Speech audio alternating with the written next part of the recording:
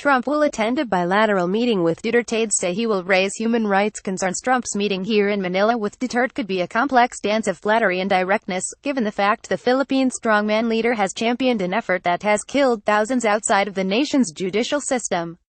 Duterte's controversial drug war, which has killed anywhere at least 6,000 people, according to police estimates, has drawn international scorn and will likely test Trump's penchant for diplomatic flattery, providing the U.S. president with one of his most complicated diplomatic encounters of his presidency.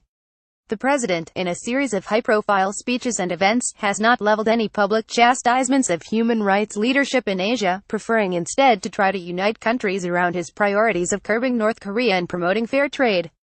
Trump did address human rights privately in China, though, Secretary of State Rex Tillerson told reporters.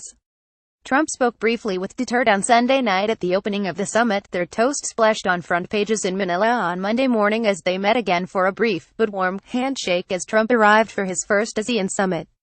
Some 1,500 to 2,000 demonstrators also hit the streets on Monday, speaking out against Trump's visit, according to a police estimate shared with CNN, many of who appeared to be from the far left.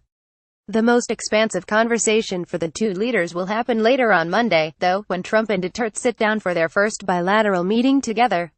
Whether Trump addresses human rights abuses in the country will likely color how that conversation is received by many back in the United States. Senior administration officials told CNN going into the trip that Trump did plan to address human rights in his meetings with Duterte. But human rights organizations have grown concerned that the president, in part because of his affinity for strongmen leaders, will give Duterte a pass on his crackdown by failing to mention the issue during his multi-day visit. Trump did not mention human rights publicly during his time in China earlier this month, despite the United States' long-held concerns about the nation's treatment of dissidents. One of Trump's only mentions of human rights on his swing through Asia came in a sweeping speech in South Korea, where the president lambasted North Korean leader Kim Jong-un for a range of human rights abuses. The primary reason for concern among human rights organizations is that Duterte has fully embraced Trump's style, and Philippine officials, possibly in an attempt to woo the president, have said that the two leaders have a great deal in common. Philippine presidential spokesman Harry Roque told CNN before the visit that he sees Trump and Duterte as very much alike in their thinking, their language and demeanor. Phelim Kine, deputy director of Human Rights Watch's Asia division, told CNN that he worries both leaders will look to cement their already burgeoning bromance. Duterte's murderous drug war will be the elephant in the room, but it's highly unlikely Trump or any other ASEAN leaders will raise that issue, Kine said. Expect both Duterte and Trump to strive to cement what is already a bromance built on a foundation of Trump's already well-established affinity for strongman leaders with well-documented history of abusing the rights of their citizens. Kine, whose organization works to track extrajudicial killings in the Philippines, said a failure of the U.S. president to mention human rights would add insult to grievous injury for the victims and their family members of a 16-month extrajudicial killing campaign. Trump has previously praised Duterte's crackdowns.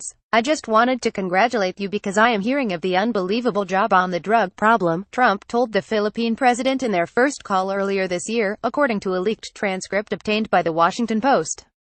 Trump did not raise human rights issues in the call, but a senior Trump administration official later tried to walk back Trump's comment, saying he wasn't condoning violence and human rights violations but was nodding to the United States drug issues. Even as the drug crackdown has led to sweeping violence and discord in the Philippines, Duterte has embraced his image, including by recently bragging that he has personally killed people. When I was a teenager, I was in and out of jail. One fight there, another here, he said this week in Vietnam ahead of the recent Asia-Pacific Economic Cooperation APEC meeting. At the age of 16, I killed someone. A spokesman for the Philippine president said later that he thought the comment was in jest. Leaders in the Philippines view Trump's visit, though, as a step forward in U.S.-Philippine relations because former President Barack Obama's relationship with Duterte at the end of his presidency was tense and frayed. Duterte made slamming Obama a key aspect of his interactions with the United States, including calling the former president a son of a bitch and stating that he could go to hell. Days before Trump's visit, Duterte reportedly even told an audience in Vietnam that Obama was so black and arrogant.